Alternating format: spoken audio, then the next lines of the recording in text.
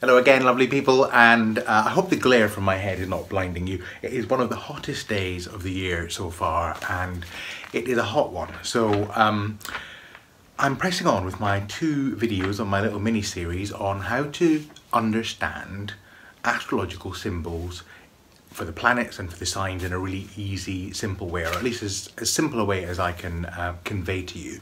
And this is the second video I've done today, first one being on how to understand the signs, where we looked at the signs in the context of their element and their modality, and how if you know a sign's element and modality and you put those 2 things together, it can tell you an awful lot about the sign.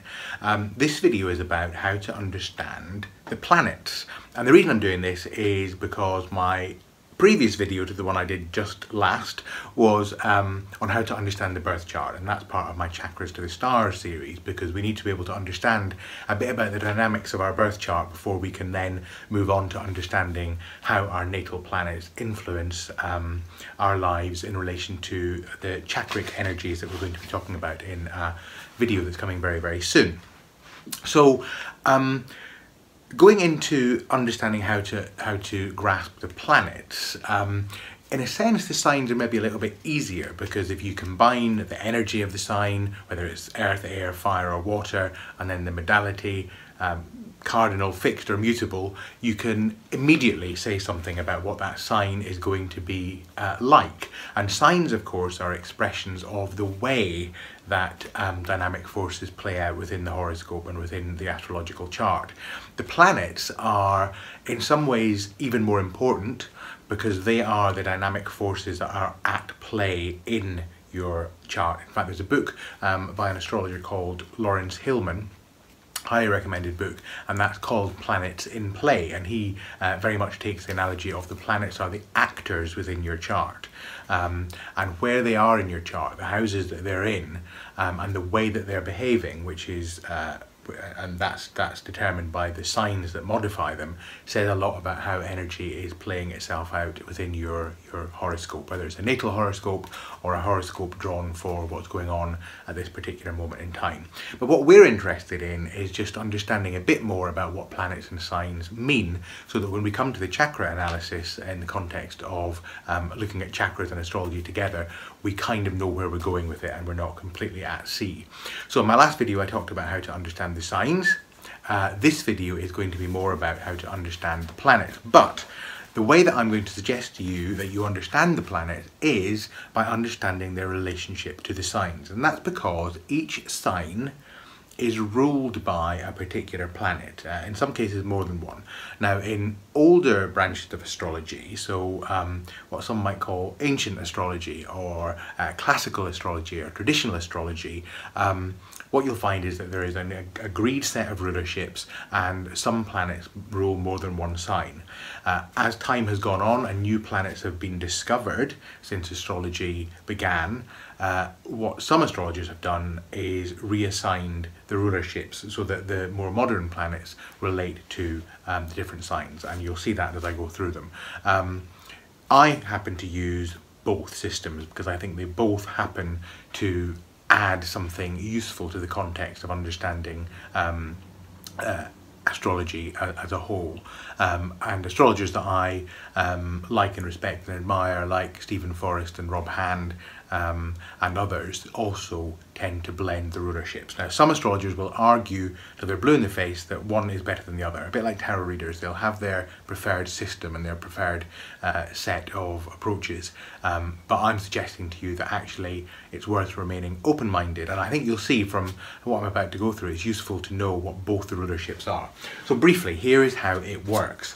You want to understand what Mars is about. Well, the way to understand what Mars is about is to know that it rules Aries, because of course we know that Aries is the cardinal part of fire. See my previous video. So that tells you something about the way that Mars behaves, that forceful, fiery, pushing itself forward energy. And that's one of the reasons that Mars relates in the horoscope, and there's a moth flying around in here, so don't be disturbed if things fly past my face in the middle of this video.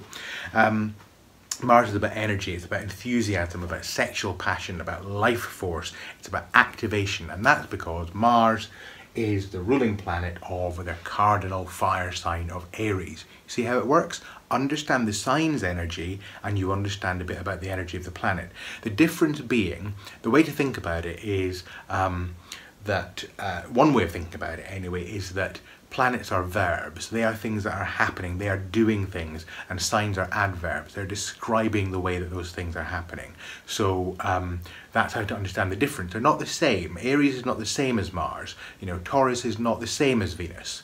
It would be a mistake to think that way, but the fact that they're related tells you something about the energy that they share. And that was the door opening, and I nearly swallowed my tongue. Excuse me while I compose myself and try not to faint clean away. So that's Mars, and Taurus is ruled by Venus, and Taurus, of course, being an earth sign, Venus is about harmony, it's about relatedness, it's about connection, relationship, balance and beauty. And Venus rules Taurus. What you'll see, of course, is that Venus also rules, a bit later on, Libra. We'll get to that in a second. Then we have Gemini. Gemini, which is my sun sign, is ruled by Mercury. So no surprise to learn that, you know, people often talk about Gemini as being rather unfocused. No surprise to learn that Mercury is about communication, about decision making, about planning, about intellect. It can be the kind of the messenger of the astrological chart, zipping around. It's a very fast moving planet compared to the others. It's zipping around the chart, carrying messages, and so it relates very solidly to the idea of Gemini.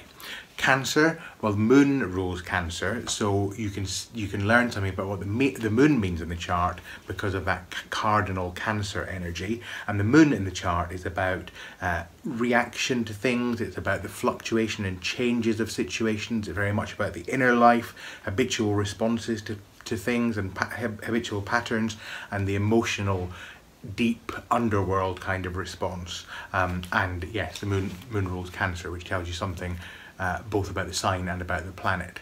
Leo is ruled by the sun. I mentioned in my last video that Leo is about confidence, it's about that kind of self-assurance, and of course the sun is about action, power, vitality, self-expression. It's about who you are, that self-expression, that solar plexus kind of energy that's coming out, and is very much about creativity and soul purpose and motivation.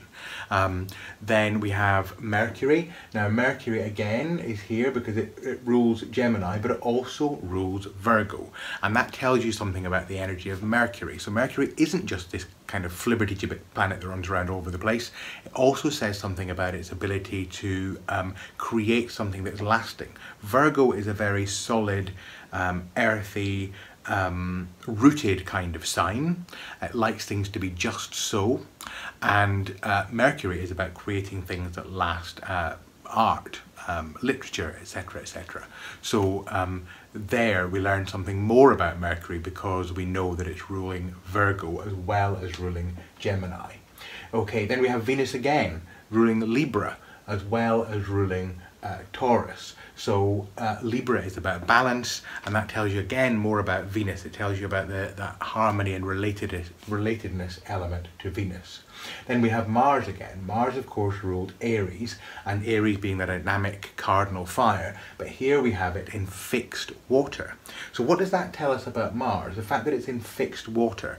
Well, it tells us that Mars is not a planet to be messed with. It is a solid planet. It's not just coming in and going pow and then moving back out again.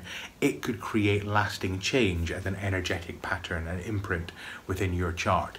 But here we see the first of the new rulerships popping up, because in the new rulerships, Scorpio is also ruled by Pluto, and that makes a great deal of sense because Pluto is about that kind of depth, elimination, death, renewal, regeneration. So we can see a different element both to Scorpio and to Mars through the relatedness there to Pluto. Then we have Capricorn Saturn, which rules Capricorn. You'll see it also rules Aquarius. So we have a dual rulership there. Saturn rules Capricorn and Aquarius. That tells us much about Saturn, the kind of contraction that it represents, the limitation, the kind of caution, the will, the structure, the time-boundedness, and sacrifice. Now, all of that relates fairly solidly to Capricorn.